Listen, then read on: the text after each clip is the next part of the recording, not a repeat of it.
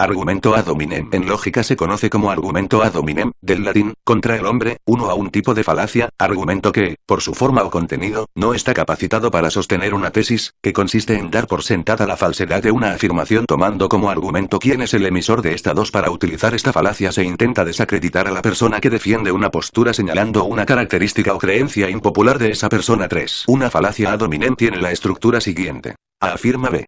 Hay algo cuestionable, o que se pretende cuestionar, acerca de A. Por tanto, B es falso. Al denunciar este tipo de falacia no se debe caer en el error de pensar que por existir un argumento ad hominem la afirmación de B sería verdadera, esto es también una falacia conocida como argumento ad logicam. El hecho de que alguien desacredite al orador no prueba nada acerca de la falsedad o veracidad de lo que éste diga.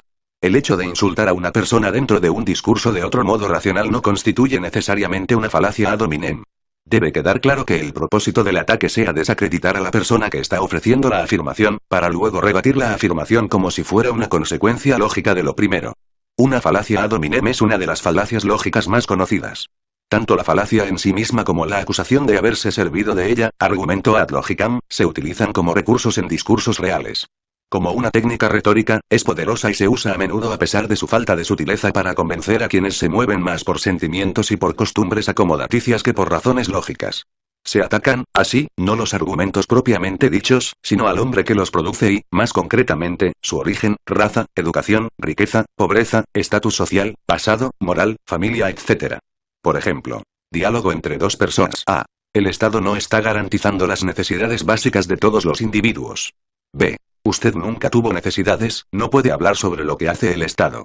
En este caso B atacó la moral de A, pero no dijo nada sobre las necesidades básicas. Se dice entonces que el argumento usado por B es una falacia, porque no prueba falsedad, sino que intenta generar la sensación de falsedad. Ejemplo 2. A. Los triángulos tienen 4 lados. B. Usted nunca estudió geometría, no tiene razón en lo que dice. Efectivamente la proposición de A es falsa, pero no porque no haya estudiado geometría, sino porque el triángulo tiene 3 lados. Índice. 1 ejemplos. 2 falacias similares. 3 ad hominem en la literatura clásica. 4 referencias. 5 bibliografía. 6 véase también ejemplos. Dices eso porque eres burgués. ¿Qué puede saber un sacerdote sobre los hijos, si no ha tenido ninguno? Turing piensa que las máquinas piensan. Turing es homosexual. Por tanto, las máquinas no piensan. Silogismo que aparece en una carta escrita por Alan Turing, debido al rechazo social que recibió por ser abiertamente homosexual. Le preocupaba que los ataques hacia su persona se utilizaran para descalificar su trabajo en inteligencia artificial. Cita requerida. No puedes fiarte de ese estudio sobre el tabaco. Lo ha pagado la industria tabacalera. Tú no eres mujer. Por tanto, no puedes opinar acerca del feminismo. Tú dices que este hombre es inocente, pero no eres creíble porque tú también eres un criminal. Falacias similares. Existen falacias similares. Argumento ad verecundiam. Se intenta demostrar que algo es verdadero porque tiene prestigio quien lo dice. Falacia de asociación. Se intenta demostrar que algo es falso porque quien lo dice pertenece a un grupo determinado. Falacia del espantapájaros. Se introduce en la conversación un nuevo argumento que no tenga relación, y se lo rebate. Ad hominem en la literatura clásica. Los clásicos denominaban el argumento ad hominem con la expresión argumentum ex concessis, es decir, que usa en su favor los argumentos aceptados o concedidos ex concessis, por el interlocutor. Fue John Locke, creador de los argumentos en A, quien lo renombró como ad hominem. Un ejemplo muy conocido es el de Tito Livio refiriéndose a la forma en que Aníbal persuadía a sus hombres. Aníbal, tras cruzar los Alpes, empleó toda clase de exhortaciones para animar aquella confusa mezcla de hombres que nada tenían en común, ni la lengua, ni las costumbres, ni las leyes, ni las armas, ni los trajes, ni el aspecto ni los intereses. A los auxiliares les habló de alta paga por el momento y ricos despojos en el repartimiento del botín. Hablando a los galos, avivó en su ánimo el fuego de aquel odio nacional y natural que alimentaban contra Roma. A los ojos de los ligures hizo brillar la esperanza de cambiar sus abruptas montañas por las fértiles llanuras de Italia. Asustó a los moros y númidas con el cuadro del cruel despotismo con que los abrumaría Masinisa, y dirigiéndose a los demás les señalaba otros temores y otras esperanzas. A los cartagineses habló de las murallas de la patria, de los dioses penates, de los sepulcros de sus padres, de sus hijos, de sus parientes, de sus esposas desoladas. Tito Livio, XXX por ejemplo, como señala Arthur Schopenhauer parafraseando a Aristóteles, si el interlocutor es partidario de una secta con la que no estamos de acuerdo, podemos utilizar contra él las máximas de esa secta como principia. 4. Los tratadistas consideran que el argumento ad hominem es un recurso que se utiliza con fines prácticos, en discusiones filosóficas, jurídicas, políticas, etc., siempre que se pretende persuadir a alguien de algo, lo cual exige compartir con el auditorio algunas de las premisas, aunque sea de forma solo teórica. Las posibilidades de argumentación dependen de lo que cada uno está dispuesto a conceder, de los valores que reconoce, de los hechos sobre los que señala su conformidad. Por consiguiente, toda argumentación es una argumentación ad hominem o ex concesis. Chaim Perelman. Ad hominem.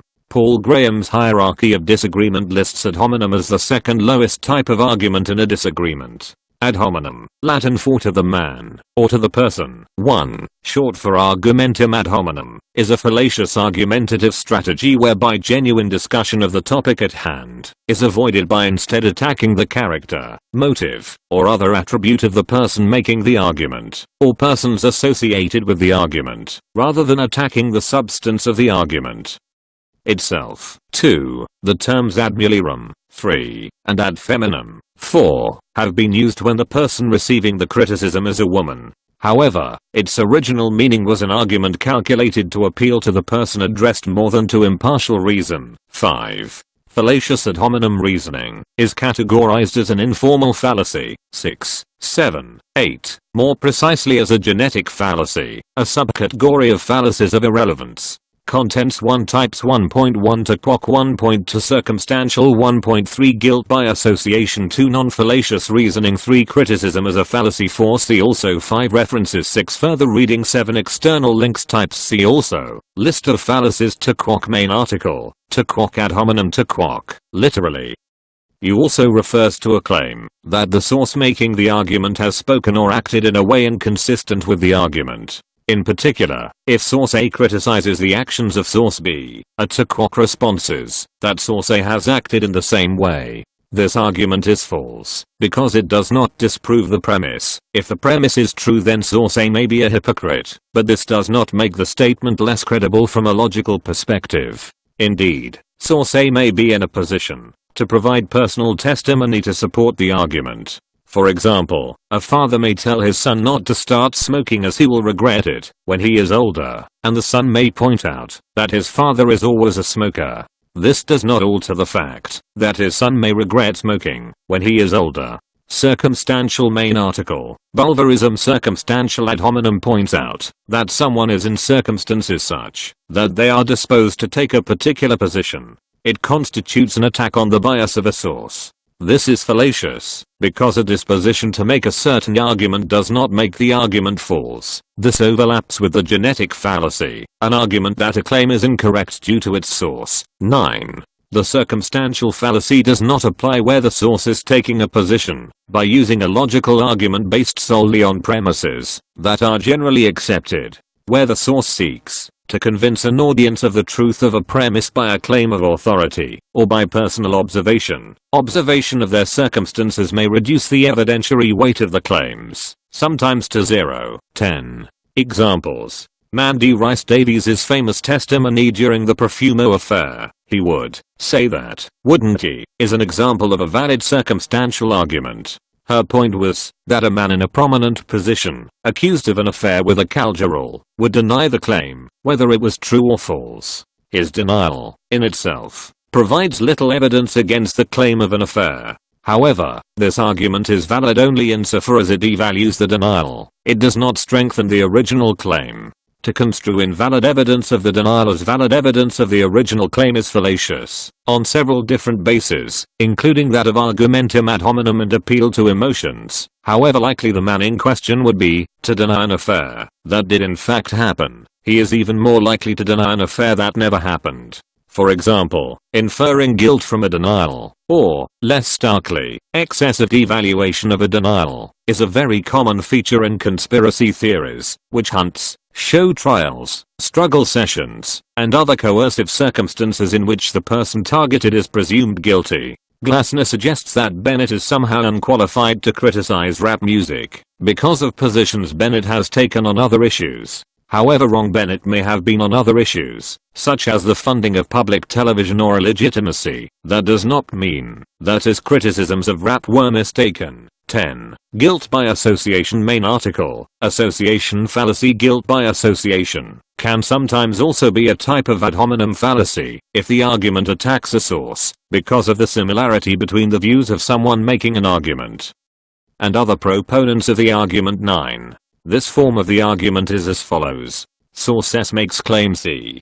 Group G, which is currently viewed negatively by the recipient, also makes claim C. Therefore, source S is viewed by the recipient of the claim as associated to the group G, and inherits how negatively viewed it is. An example of this fallacy could be my opponent for office just received an endorsement from the Puppy Haters Association. Is that the sort of person you would want to vote for? Non-fallacious reasoning. When a statement is challenged by making an ad hominem attack on its author, it is important to draw a distinction between whether the statement in question was an argument or a statement of fact, testimony. In the latter case, the issues of the credibility of the person making the statement may be crucial. 10. Criticism as a fallacy. Doug Walton, Canadian academic and author, has argued that ad hominem reasoning is not always fallacious, and that in some instances, questions of personal conduct, character, motives, etc., are legitimate and relevant to the issue. 11. As when it directly involves hypocrisy or actions contradicting the subject's words.